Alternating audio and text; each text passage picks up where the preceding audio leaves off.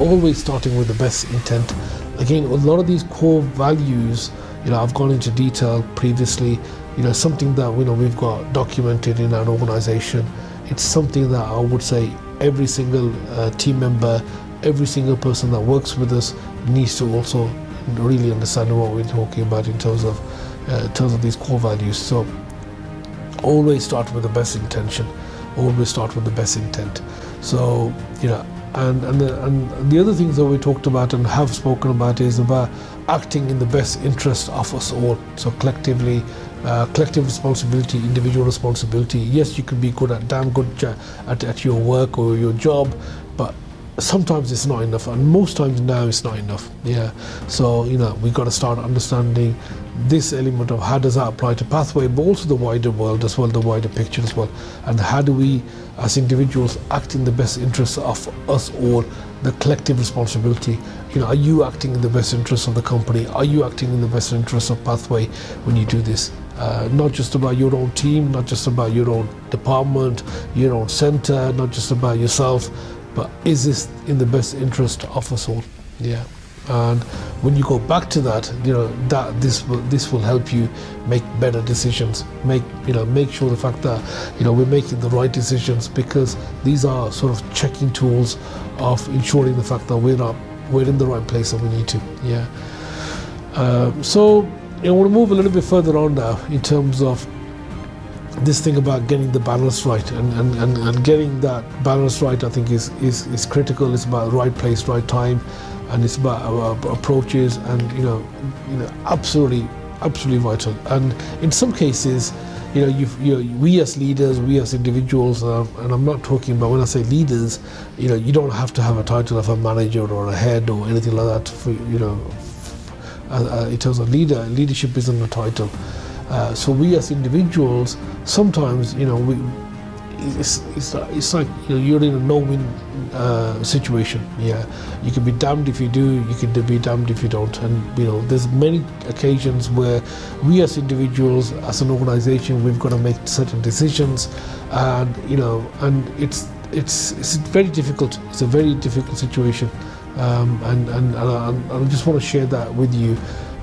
To sort of finish this particular video off, and we could be in a situation where we can be we're changing, we're restructuring the organization, and people feel the fact that they've made so many changes already.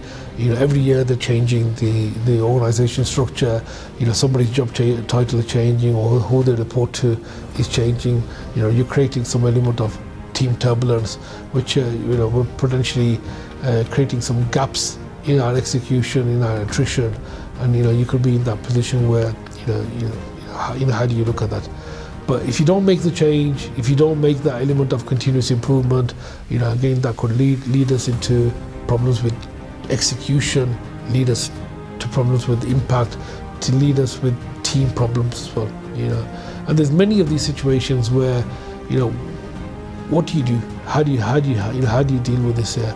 So I'll talk a little bit about celebrating achievements. One of the areas that people have mentioned before is, as an organization, we don't celebrate enough.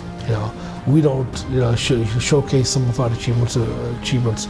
So so if we did that regularly and had that sort of deal bell type culture, where every customer that we had, every sort of win that we had, we celebrated that. You could be in a position where staff then tune out. You could be in a position where it doesn't have that same impact. So that's a potential problem as well. But if you didn't ring that deal bell, and if you didn't really recognize that, you could be fair. You could be in a position where people say, well, actually, nobody here recognizes achievements. Nobody really cares much about successes with the team, and it's that element of getting that balance right, and continuously, how do we get that balance right? Yes, as an organization, we have awards, but we also at the same time, we want to communicate our successes. We want to get that right, and it's a continuous evolving element of it as well. There's going to be occasions where we need to let go of people. Unfortunately, it's absolutely unfortunate. When you as leaders, as managers, feel that somebody needs to be exited out of the organization. Nobody wants to talk about that. We talk about attracting, retaining, and growing, and people talk about staff turnover. How do we maintain that? How do we maintain the fact that keeping the people that we've got? Sometimes we've got to let go. And the reason why we let go is that because we're trying to keep and retain the culture of the organization. So it's not just about keeping the people. It's about keeping and retaining and growing and nurturing the culture, nurturing and growing our reputation. So if our culture is affected, if our reputation is affected, then we have to let go of people. We have to. It's not just retention for the sake of retention, or keeping staff for the sake of keeping staff because it hits a percentage, or we're afraid. We're so afraid now. Again, go back to our skills, 15 skills and traits. We don't have the courage of our convictions to actually think about that bigger picture, the effect that it has on the business, the effect that it has on other people, the effect that it has on our reputation, the effect that it has on our culture.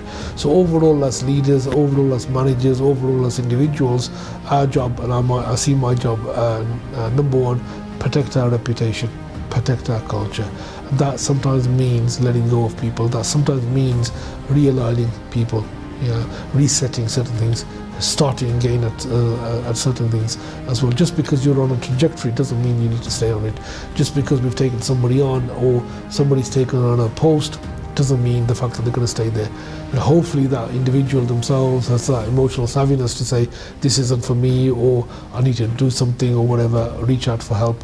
But we've got to be in a situation where we're continuously aware.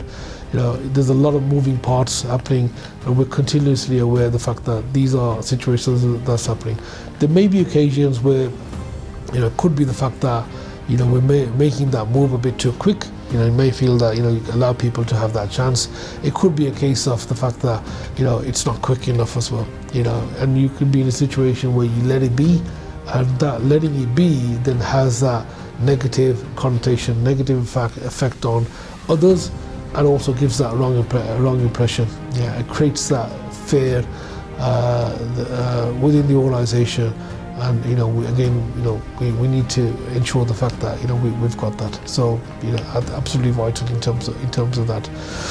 So it's a tough one. It's a tough one. It's many times we feel that sometimes we've moved potentially we could be accused of moving a bit too quick.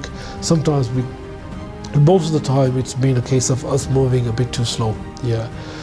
We've let people do certain things, and to a certain level, later on, when we're having an element of looking back and reflecting, we've said we've sort of tolerated a little bit of poor performance. We've tolerated some element of below the line thinking, and for us, we've got to be a little bit more decisive. And I would say getting that balance right, and again, go back to getting this balance right, is absolutely critical, absolutely vital.